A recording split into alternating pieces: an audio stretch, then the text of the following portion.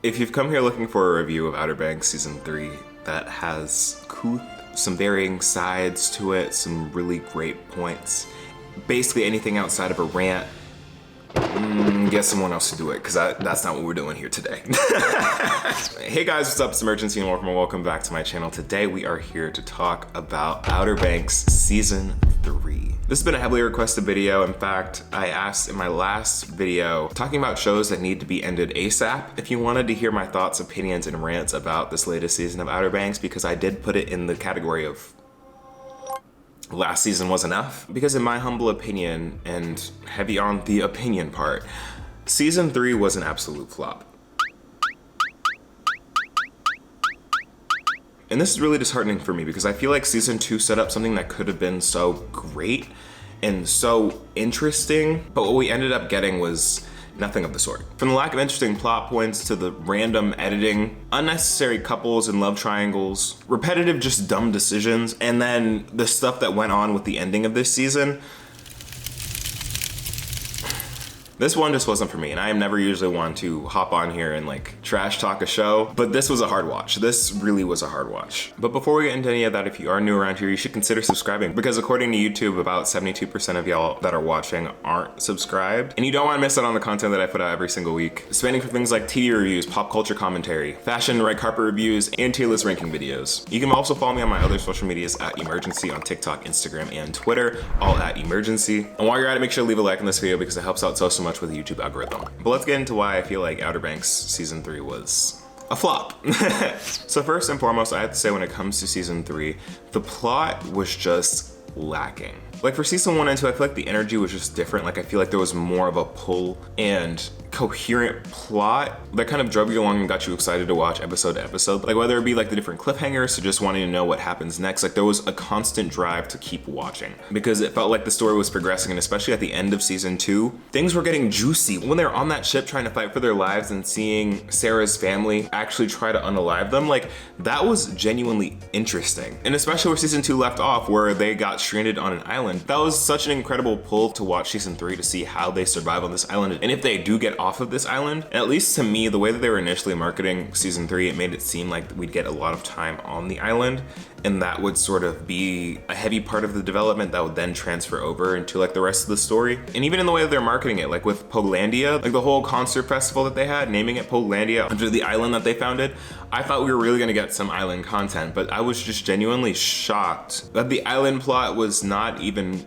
really a plot. And they pretty much got off the island and were back in the Outer Banks no more than 2 episodes in. And I was personally really rooting for that plot because it was something different. It was something interesting. It was something that we hadn't seen the cast of characters really go through before. We've seen them interact with the Outer Banks. We've seen them be trapped on other islands and run away from whoever is in control of like the gold or whatever treasure that they're looking for. Like that was Season 2 with John B and Sarah. But the fact that they ditched something that was so novel and something that could have been so interesting to go back to that sort of treasure hunt focused, sort of running away, hiding vibe that we got from Season 2 was just kind of stale for me. And that kind of killed a lot of my interest. Like after the first 2 episodes, I'm not gonna lie, it was really hard for me to pick up and keep watching. Like I had to take like a week break off from like watching after that point just because I was so disinterested.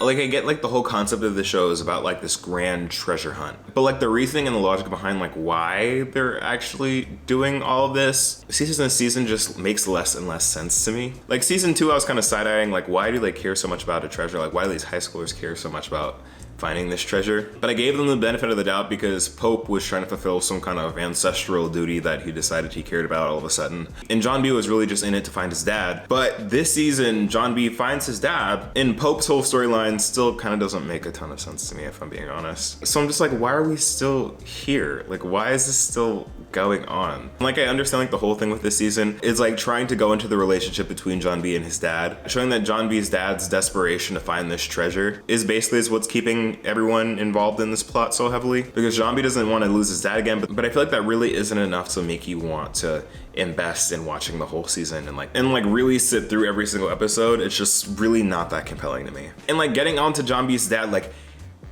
this man is unserious. This man is so unserious to me. Like clearly the show is trying to demonstrate like this unhealthy relationship between John B and his dad, and how his dad is very much addicted to finding this treasure. Similar to how in like real life, like some parents who are addicted to things like gambling will choose their vice over those that they love, and will have like this back and forth relationship with those that they love, which is really straining on the relationship. And like I get that, but when the vice is like treasure hunting, like what are you doing as like a 50-plus-year-old man hunting for treasure? Like build a house. Like it's all jokes, but like this is so unserious. Like I just can't take a grown man looking for a pirate's booty seriously. Like and then there's the thing with the editing. And normally I'm not one to like harp on like show editing because I don't know what goes into editing a TV show. Like I barely edit my own videos nowadays. My editing days have been behind me for a while. But I have done it before on a very mediocre level. And I feel like as a YouTuber, when you edit for a while, you've been editing for a good amount of time, you like pick up on different sound effects and different like transitions and effects and stuff of that nature when you're editing videos, because you want to like add a little pizzazz and be a little funny. So you start recognizing some sound effects that you'd use in your own videos, right? Why was this season of Outer Banks using the most stock sound effects for different scenes? And let me explain. If you don't know what I'm talking about, there is this one scene very early on in the season where JJ's walking in this field and he gets bitten by a crab. Why is a crab pinch? You know, like a pinch of a claw, because you know, I don't think crabs bite you. Why do they use a loud ass stock chomp sound effect? Like it sounds a little bit like this sound right here. Get off, get off, get off, get off. Now I know I didn't just hear that cartoony ass chomp. Like it's just so unserious. And this season has also gotten a lot of flack because of other editing flops that have occurred this season. Like there's stunt double gate, where like there are multiple times in the season where the stunt doubles were not properly integrated. I don't even know how to describe it. Like basically the stunt doubles were giving very much dupe of like the main cast. Like there's a scene where Key and Rafe are trying to hop on the back of this truck, and they cut to like the stunt doubles. And then there's another scene where Rafe is hopping on a motorcycle, and Rafe is a man with hair, right? Why do they get someone who looks much older and without as much hair as a stunt double? Like it's just very jarring because the scenes aren't quick enough where you don't notice it. Like it's very much noticeable. You're like, wait, all right, Rafe dope, Kiara dope. Like it just was not giving, and it was so apparent. Like how did no one catch this? Like a show has to go through so many rounds of revision, so many eyes have to be on this to get final approval. Like how did they see this and like, you know what, that's the final cut, that's the one that makes it in. And then production aside, because people put a lot of work into like actually making these shows possible, so I don't want to rag on them specifically because I don't know the situation or conditions that they're put under, timelines or whatever. But going back to the plot, I feel like this season had so much unnecessary romance. Like there are so many different like pairings that were just put together that really did not need to be together. Like the weird sporadic love triangle that came up between Sarah, John B, and Topper again. Like why was that there? Like why did they get, like I get like he was being used for some point, but that whole exchange of them on the beach, like that was just unnecessary. Like it really felt like that was there to create drama that wasn't really needed because nothing else was really compelling the plot forward. And then just the fact that they tried to couple off everyone with each other. Like I get like it's high school and like in friend groups that happens in real life, but like we don't need that. Like let them stay friends. Sarah and John B are enough because they didn't actually come from the same friend group. But like why is Kiara and JJ a thing?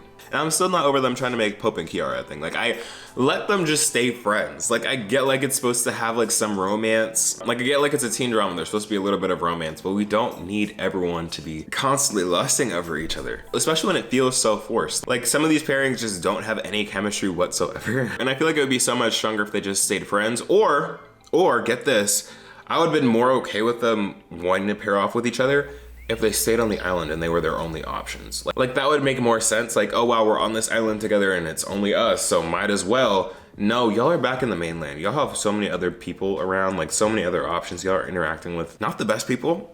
I'm not gonna lie, you're not interacting with very good people, but there are other options out there. You're not stuck on a deserted island like you were before. So I mean, I get it, but I don't like it. You feel me? And then there's just the dumb decision making. Like this was a problem last season too. Like if you watch my review for Outer Banks season 2, you know that the biggest moment where I was just like, y'all are so dumb, y'all really fumbled your own bag, was when they were doing the stakeout of Sarah's dad and Kiara just shouts for some reason when they're getting direct evidence of her dad murder people. Like why would you snitch like that and why would you make that dumb of a decision?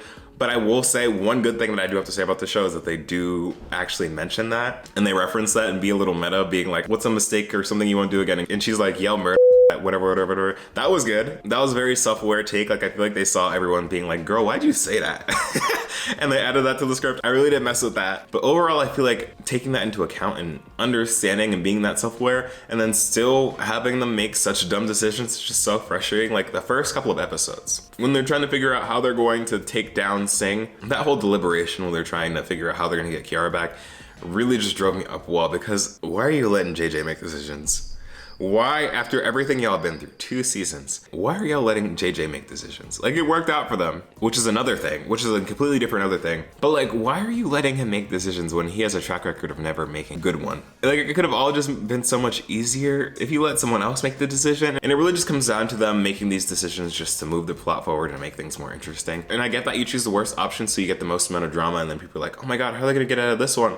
And then they get out of it, which is also something that I want to talk about. Like, at this point, season 3, it's kind of giving like Stranger Things level of like low stakes. They've been through so much, like so much, and everyone makes it out alive. Like, no one has had any serious repercussions for their actions. And that really is getting frustrating. Like, even after they were gone, after they're on a deserted island, they were still able to just like go out and do what they wanted. Like, sure, they had a little bit of pushback, but like the amount of pushback that they were getting for the actions that they took were pretty much non-existent. And I feel like if they're going up against these mafia people, there should be some stakes, you know? Like, spoiler alert if you haven't seen season 3 yet and we're planning on it. But after all this time, the only 2 people that actually have any consequences and that actually croak in this show are 2 people that were supposed to have been unalive a while ago. You know, like both Sarah and John B's dads are the ones that died this season, but is that really high stakes? Because Ward was supposed to have died like 3 times by now. And John B's dad was only presumed alive this season. And I get like the symbolism of it, like they both lost their parents and whatnot, but like, y'all been through all of that, and what? Like, it didn't really have the impact that I was really looking for. And honestly, I'll say in my opinion, it wasn't worth watching the whole season for. Which brings me on to the last thing that I really just did not enjoy about this season was the finale, the time skip. Yes, you heard me right. Outer Banks has a time skip. And whenever I think of time skip in a teen drama, my mind immediately races to Riverdale. And I said this in my last video, if I start associating your show with Riverdale, then there's a problem. It wasn't as long as the time skip, I think it was about like 1.5 years, but they make it out of all their drama, everything they get into, and they pretty much go their separate ways. But as you know, as time skips go, whenever like the characters go different ways after a time skip, there's always something that brings them back together. And surprise, surprise, it's another treasure hunt. Like, are you not tired? Are you not tired of the same thing over and over and over again? I feel like it's just the same plot, just with a different coat of paint every single time. Like, I'm tired of a treasure hunt. Will I tune in for season 4? I don't know. I honestly don't know, because I really struggled to just tune in for season 3. If I'm being honest, I had to skip a few episodes. I said it. I had to skip a few episodes.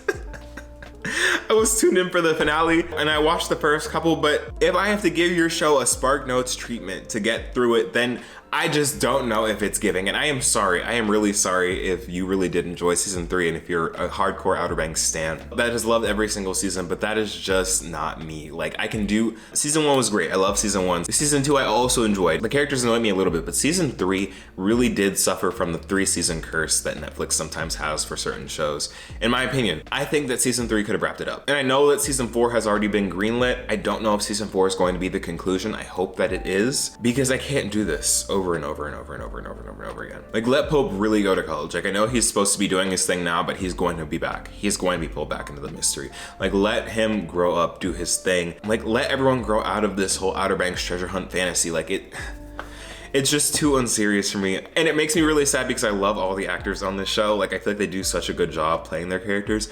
But just the plot, the things set up around them just don't set up the show for success, if that makes sense. Like, there are pieces there that are good, but the overall concept of it, I'm just not a fan.